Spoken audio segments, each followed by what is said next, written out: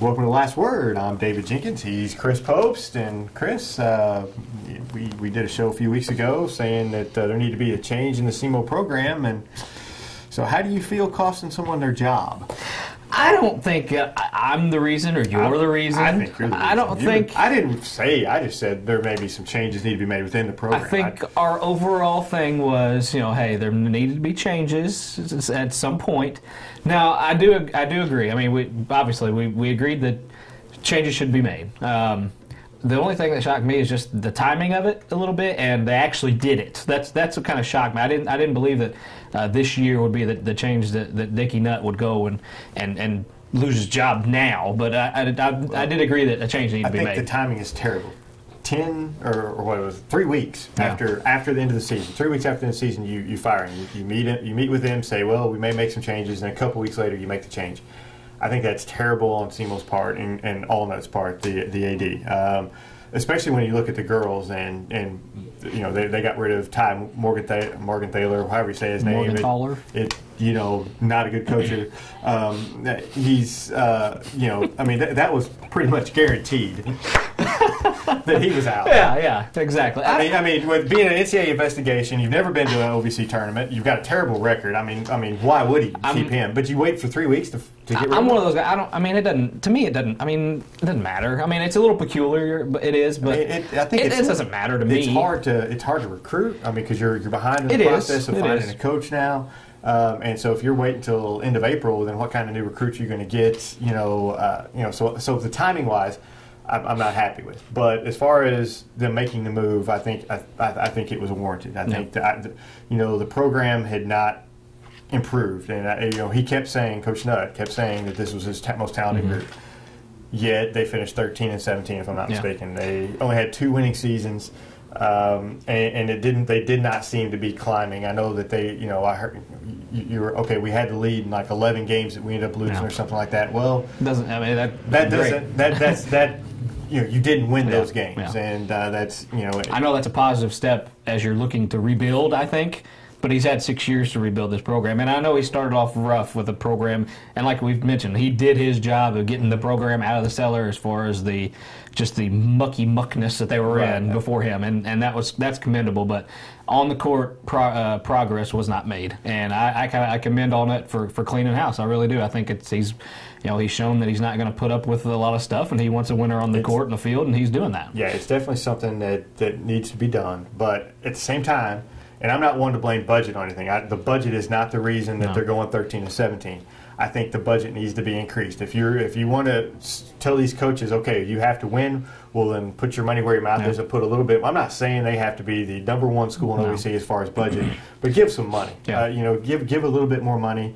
Like I said, I'm not a believer that the budget is the only reason that this didn't work for Coach Nutt. But at the same time, if you want to have the appearance of wanting to have a winner and stuff, then you need to put some money into it. And I think they need to add some money into their athletic budget for basketball. I think I agree with you there, but I think now is who's next. Who's the guy? We've heard some names. Not anything that's been leaked as far as who might be the next guy, but just speculation of who we think. We had a few nominees that we thought that would come in, and I think, just for me, I think now if you don't want to spend the money, if you want to give, not go out and get kind of an established coach, find an assistant somewhere, find someone who kind of knows the area, and that's something that we discussed. And who's a few names that you can throw out there that maybe could do take the job? First, I want to go back on the established coach thing.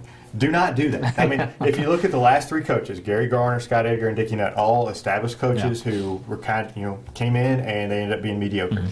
If you look at what Allnut has hired since he's been here, I'm going to make sure I get this right here. He's hired baseball coach Steve Beazer, no head coaching experience. Football coach Tom Matukowicz, no head coaching experience.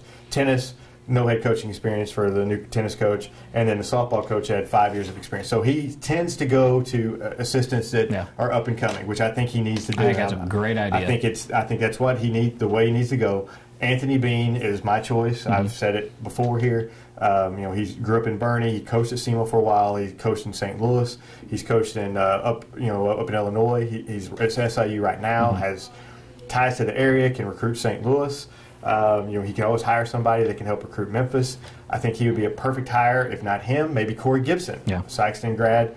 Or Sikeston, native who graduated from Richland, who went to, he's right now at Austin P as assistant coach, played at Austin P, knows the area, and knows the OVC. I think either one of those two would be great choices, but there's some other choices too. You hear T.J. Cleveland, I've heard his name bantered around, assistant at Arkansas. Matt Zimmerman, another assistant at Arkansas. Both of them were assistants at Mizzou. I really like Zimmerman. He's energetic. I remember him when he was at Mizzou, and very energetic. He played an up-tempo style.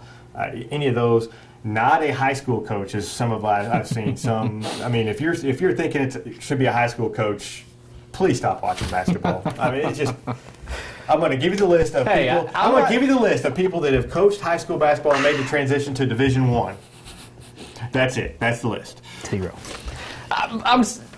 Okay, I get you, but I think there's a few coaches that could. I'm not saying go out and hire a high school coach, but I'm saying, if you want to go that route, there's coaches around here that could do that, but I don't think that's the route you should go. The problem you get into is not the coaching ability. The coaching ability, there's plenty of coaches in this area that would be great college coaches, but can they recruit? Yeah. And that's the key. And then plus you have all these rules and stuff. That's why they normally hire, assistants, because they have went through the recruiting trail. They know the rules. They know how to keep a program clean. A high school coach comes in. That would be like them wanting to hire us as Little League coaches to coach a high school program. Yeah. You just don't do that. It just doesn't translate because not necessarily because you can't coach, but because of other things going around. And I think while there may be great coaches around, I don't think they're college material. I think the assistant route is the best route in this situation. Just start fresh, get someone that's energetic, breathe some new life into the program. Just somebody that can get things going and somebody who knows the area. And there's a few guys that fit that bill. And Anthony Bean, I think, is maybe some that the public likes that name just because he's from around here. He's a big name. And Corey Gibson is another guy that like that. And you have guys that know the area, that know this area in particular, and they can get a few local recruits that a lot of people would like, and they can also go to those St. Louis and Memphis area and recruit, and that's what you need. Somebody with young, experience still, but somebody young and bring some energy to the program. And that's what they need a jolt somehow, some way. Well, and one thing that I think we've noticed is Allnut's going to have his own list. He is, he has one. Nobody heard of Matukowicz. Yeah. Nobody heard of Coach Tuke, and then they bring him in, and he's done a great job. Yeah. And so, I trust Allnut as far as hiring. All the coaches that he has hired, Beezer, like baseball, you said, Beezer and done a great job. Right Coach now, Tuke has done a great job. It's too early for softball and tennis. Yeah. Who knows?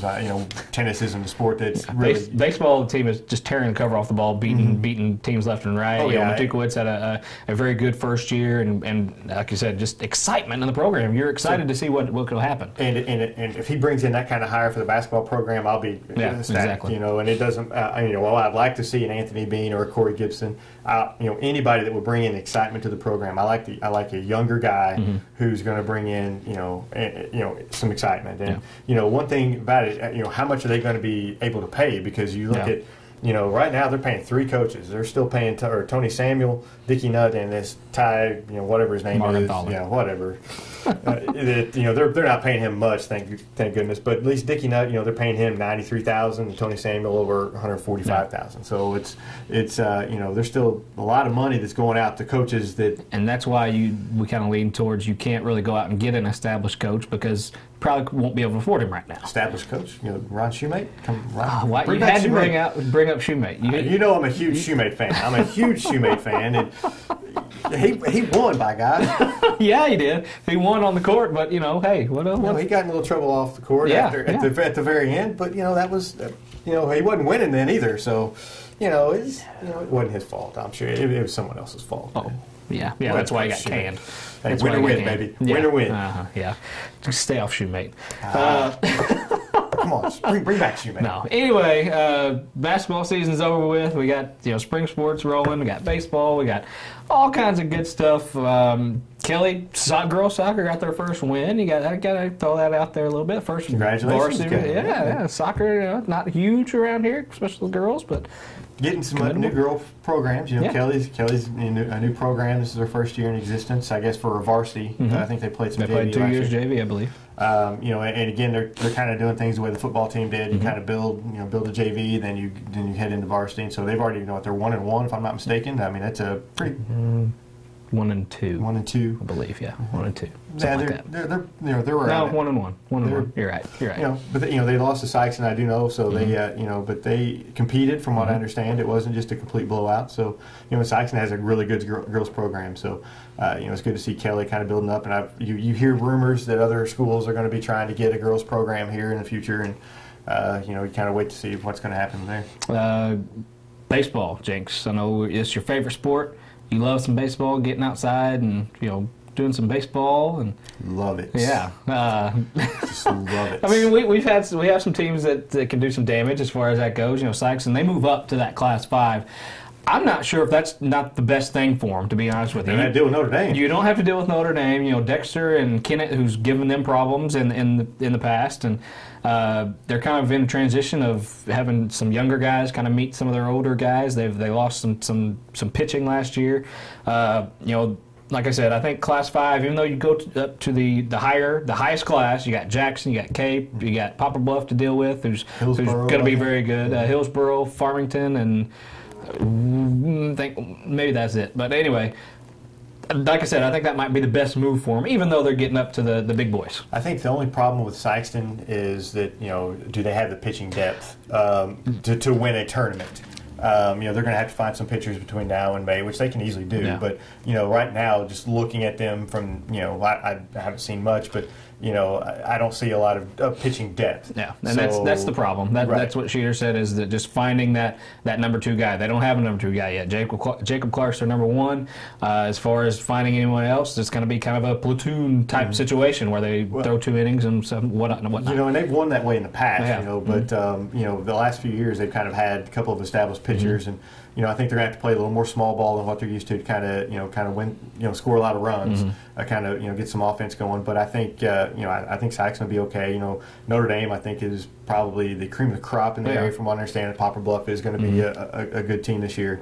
You really don't know much about New Madrid's trying to get back to the Final Four. Malden's better; they'll challenge them in class 3, so they'll it'll be interesting. I think so too, and just the change in we failed to mention there was a change in there was going to be a change in the SEMO conference football realignments. I don't have those notes in front of me. I wish I'd have brought them, but with the addition of Kelly, they switched up the conference as far as that goes. Don't have really official names for the conference or whatnot. Be like 4 conferences. 4 conferences, except for the North. That's going to stay the same, and then the rest of the 3 groups are 4-team conferences, and they tried to do it based on enrollment, but with the addition of Kelly, they had to do something, and I think it will not go into effect until not the next football season, but 2016-2017 football season.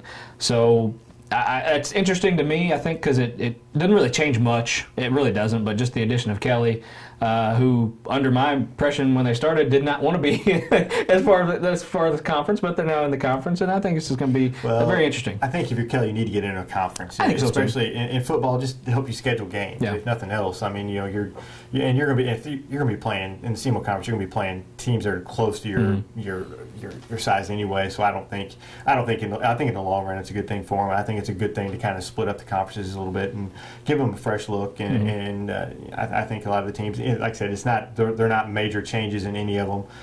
So I don't think it's going to be a big deal. But I think it's nice to see you get an extra team in there, make the SEMO conference just a little bit bigger and better, and give another team in there to. Kelly's, if they're worried about the freedom of scheduling games, they only have 3 games that's locked in. I mean, they have 3 other opponents, and they got 6 other games or whatnot, or if they want to bye week, whatever.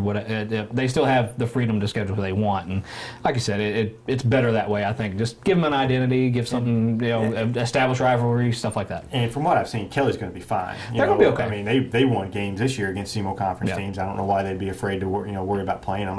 I could see they wouldn't want to play the Dexter Kennetts and stuff like that right now, but maybe in the future. And they're not in that conference, if I remember right. Right, and so I can see where that might be an issue for them. They didn't want to play those teams, but why not play the Scott Cities in Charleston and stuff like that? You might as well. Yeah. I mean, you're gonna have to play them in districts anyway if you want to win a district, and I don't see any problem with it. I think it's going to help them in the long run.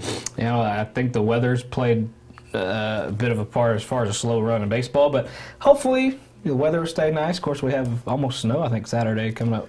coming up for us, and Missouri weather, man. Yeah, I love Missouri weather. You know, we're almost in April. We're getting snow, and we're supposed to have storms, I believe. Storms last Wednesday, this Wednesday, and rain maybe today, and snow on Saturday. So yeah, you gotta love it. You know, it's always something around here. It's never a dull moment. Hey, just ask SEMO. Yeah. We'll see you guys next week on The Last Word.